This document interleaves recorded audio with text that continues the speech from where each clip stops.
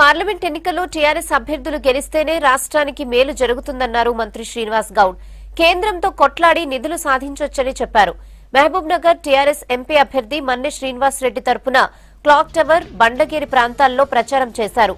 తనను ఎంపీగా గెలిపిస్తే నియోజకవర్గాన్ని అభివృద్ది చేస్తానన్నారు టీఆర్ఎస్ ఎంపీ అభ్యర్థి మన్నె శ్రీనివాస్ రెడ్డి.